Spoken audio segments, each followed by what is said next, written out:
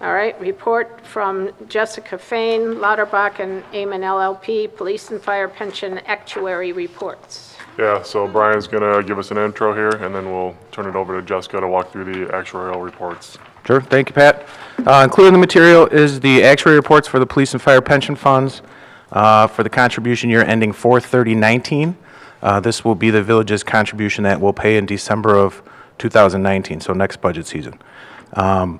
We have Jessica Fain with us today from Lauterbach and Amon. She's going to go over the report quick, and then we'll be happy to answer any questions. Are you going to be the clicking through for me? I'll be the clicker. Perfect. All right. Well, thanks for having me out. I've come out before and spoke to the village, so I appreciate being brought out again. I know that late at night, during the week, when you have a lot of stuff to do, having an actuary come steal a couple minutes of your time isn't the most fun thing, so I definitely appreciate a couple of minutes. What we want to take a look at first is basically just a general overview of our fund. What's our current funded percentage? What's the current year's recommended tax levy? And then how it may be different than last year. What you're going to see is that last year's recommended contribution was right under $4 million, coming in at that 3.978. And this year's recommended contribution is a little bit over $4 million. And we'll take a look at why there was a change from last year to this year, but also discuss kind of what's expected to occur in our funds going forward. I do want to point out one other item on this page, which is your kind of population split. What you're going to see right now between our two funds is that we have 67 inactive members who are receiving benefit payments, but we have 114 active members. Now, some of them are very young, early in their career, and it's going to be quite a while before they start collecting a benefit. But some of those are members that in the next 5 to 10 years are going to be eligible to retire and start collecting. So we'll take a look at kind of how that's going to look from a cash flow output as well. The very next page is going to just kind of show you how money moved in and out of our funds this year. You'll see that overall, we started the year with around $76 million in our funds. We received in around $3.875 million from our village contributions. Our members also contributed another $2 million.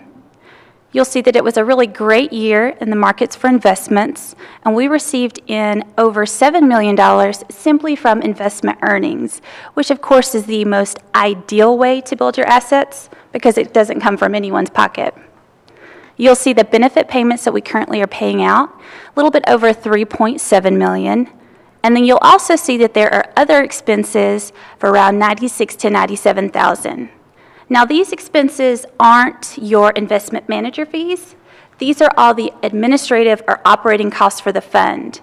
So fees like you pay your actuary, fees for your accountant, fees to attend conferences, if you have that fiduciary liability insurance, basically any of those administrative costs. So it's important to keep in mind that we're expecting to build assets not only for our benefit payments, but also to set enough money aside to handle all those kind of operating costs. You'll see that we ended the year at over $86 million, so really positive growth in our assets of a little bit under $10 million. There's two items I want to point out on this page that are positive for our funds. The first is that even if it had been a flat year in the market, and we had basically no return on investments, we still would have put in more money than we had to pay out. This is probably one of the key cash flow risks that funds are exposed to on a year-to-year basis, trying to make sure that we aren't relying on investment earnings over a short period because markets can be volatile, and still trying to put in enough money so that when we make those benefit payments out, we still have positive asset growth. The second thing I want to point out is that let's say, for example, it had been a year where, for some reason, the amount we had to pay out was more than we put in. You'll see that your current balance in the fund being a little bit over $76 million for where you started the year, you do have enough money set aside to, even in a scenario like that might be tough, you're still not at any risk over the past 1 year being able to make those benefit payments. So over a short time period, these are two positive aspects and two goals that we always want to have for our fund.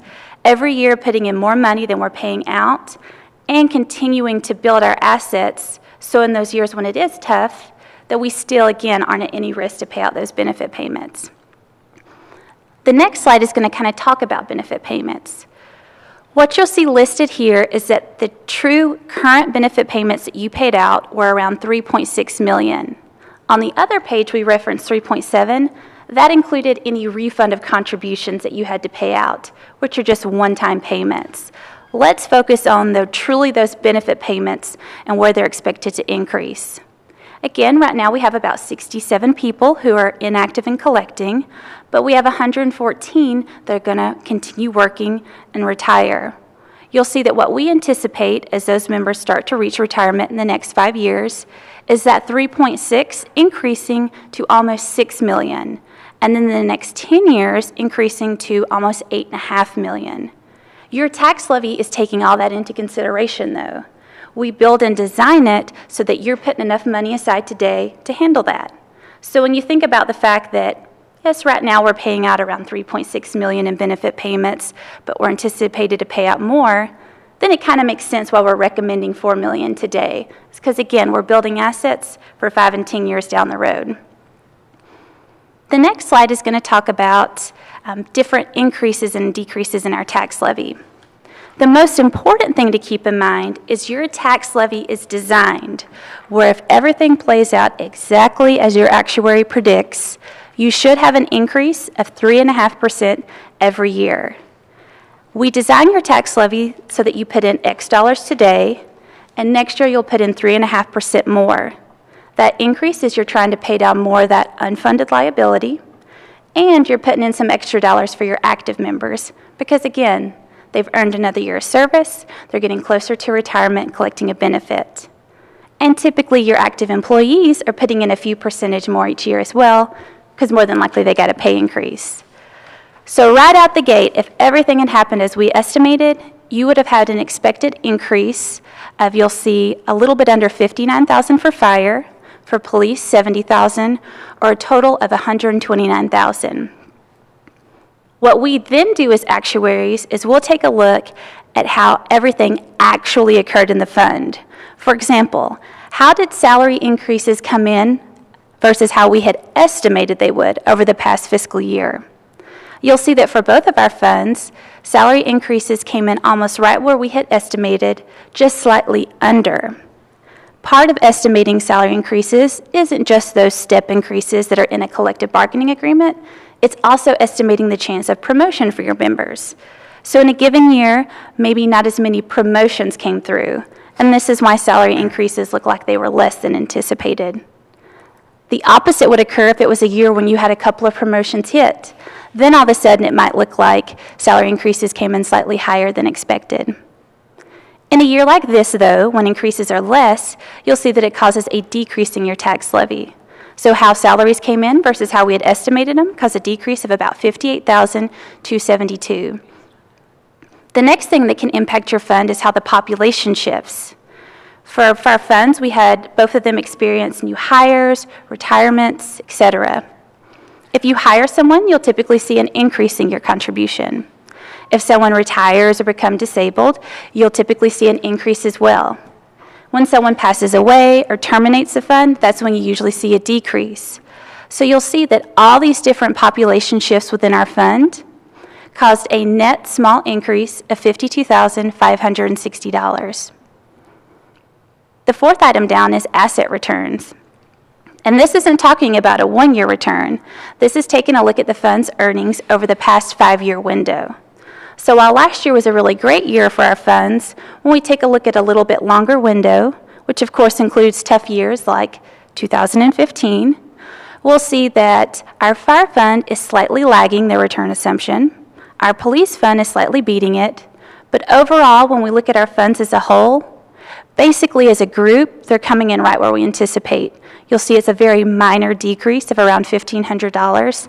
Again, not focusing on what the earnings were the past 12 months, but looking at a little bit longer term. And the very last thing that can impact our funds is contributions coming into the fund. This is where we'll compare what we received in the form of a tax levy and then what we actually requested in the form of a tax levy. A lot of this has to do with timing. So for example, what you would have recommended right now is probably not going to hit your fund before April 30th. It's probably going to count on next year's financials.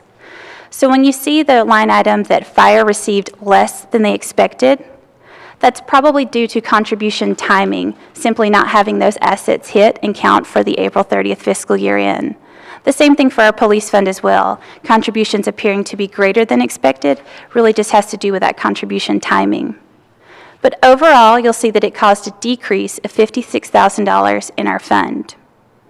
So as a whole, we were actually expecting $130,000 or around $129,000, but because of all these behind-the-scenes moving parts, as a total, the increase in the recommended tax levy was actually less, having about a $66,000 increase in the levy. Are there any questions on those different moving parts? This is really where your actuary comes into play. As far as expected increases, you don't need me for that. You could take this year's tax levy number and increase it 3.5% and get an estimate for where next year you should fall. It's really kind of these different items behind the scenes. And that's why actuaries are so focused on assumptions.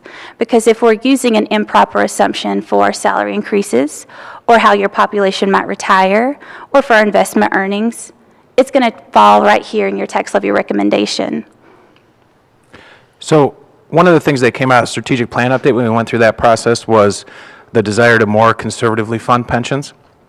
And one of the things we were able to do last year through the budget, and we're going to try to do again this year, is fund these at the higher of the expected changes or the increased recommended contribution, which is what those two red circles are. So from a requirement standpoint, we could lower our fire contribution by $40,000. What we're going to do from a budgeting standpoint is try to fund it with the expected changes at $58,848 increase.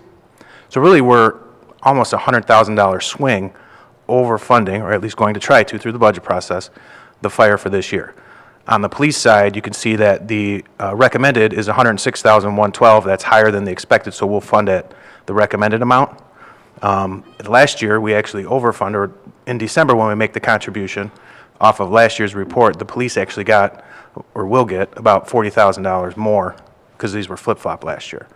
So, like in this case, in the case of fire this year, they benefited from demographic changes and salary increases less than expected.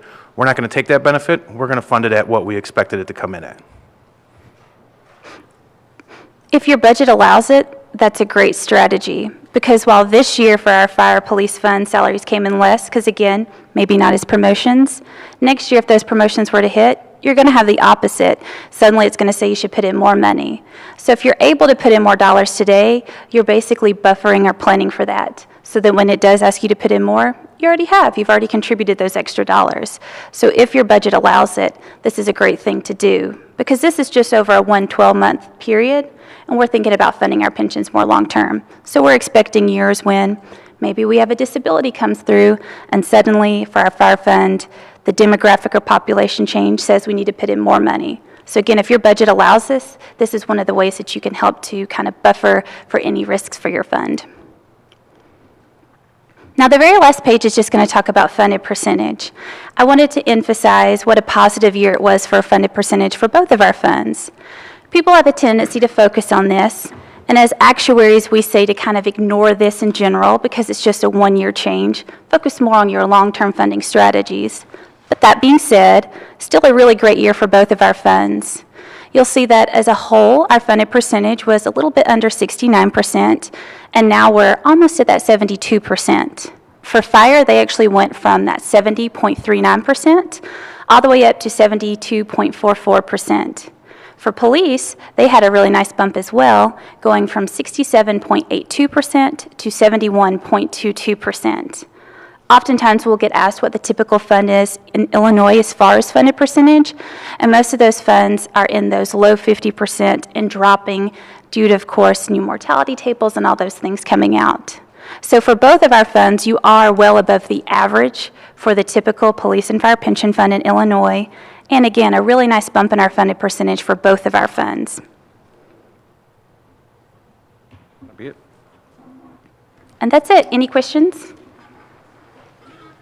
Yeah, just a point of clarification, I mean, the village board knows, and we're unique in the aspect that we don't levy a property tax to pay for our pension contributions. That comes out of general operating revenue, so just wanted to clarify that. Of course, my apologies. Jessica gives a lot of these from communities to communities, and we're very unique in that regard. So our tax rate is 0, and we will continue to fund those through general fund revenue. We make that contribution every year. Okay. Any All right. questions anyone has? Well, thank you very much. Thank you. That was very thorough. We appreciate that.